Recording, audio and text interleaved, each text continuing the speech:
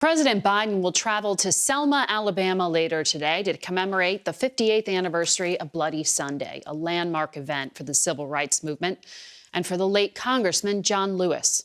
In 2015, our Bob Schieffer visited Selma with John Lewis and crossed the legendary Edmund Pettus Bridge.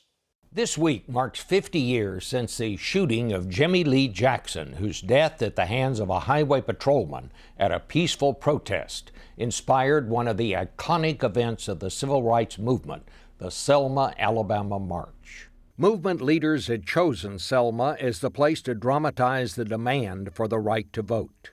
After Jackson's death, a 54-mile march from Selma to Montgomery was planned.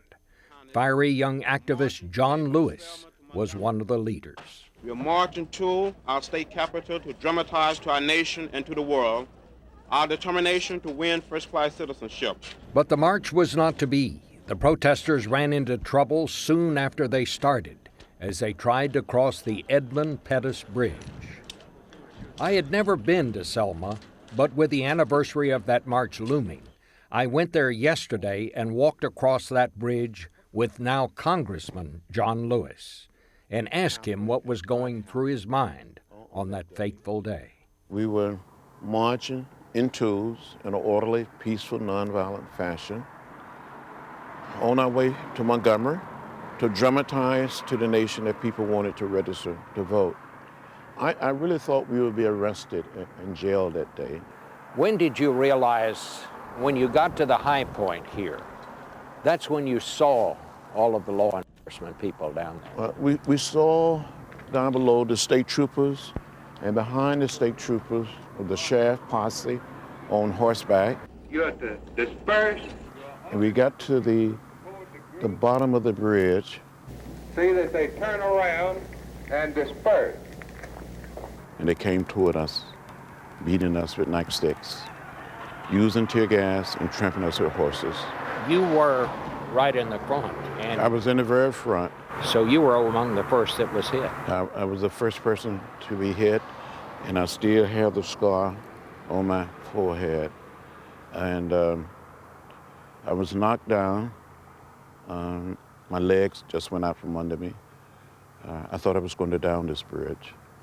I said to myself, this is the last protest for me. What happened? Do you remember anything after that? I remember being back at the church. I don't even recall how I got back to the church, but apparently someone carried me back, and I guess I become conscious, and someone asked me to say something to the audience, and I stood up and said, I don't understand it, how President Johnson can send troops to Vietnam and cannot send troops to Selma, Alabama to protect people who only desires to register to vote. And then, in a matter of weeks, of course, he did send the troops, and you were able to make that march to Selma. There is no cause for pride in what has happened in Selma. Their cause must be our cause too. Yeah, 2 weeks later, after President Johnson delivered that speech, we did make the march all the way from Selma to Montgomery.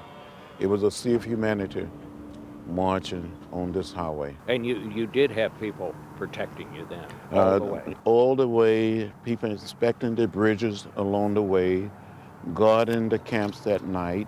It was our military. It was our military at its best.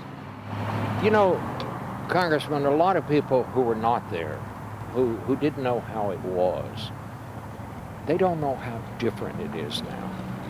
Well, it's a different world. Back in 1965, only 2.1% of blacks of voting age were registered to vote in this county. You had to go down to the county courthouse. It was the only place you could attempt to register on the first and third Mondays of each month. You had to pass a so-called literacy test. There people were asked to count the number of bubbles in a bar of soap, the number of jelly beans in a jar. People stood in unmovable lines. So things are better, but not as good as they ought to be, I guess. Things are much better, but we're not there yet. We still have problems, and we'll make it. We will get there. Selma was the turning point. We'll be right back.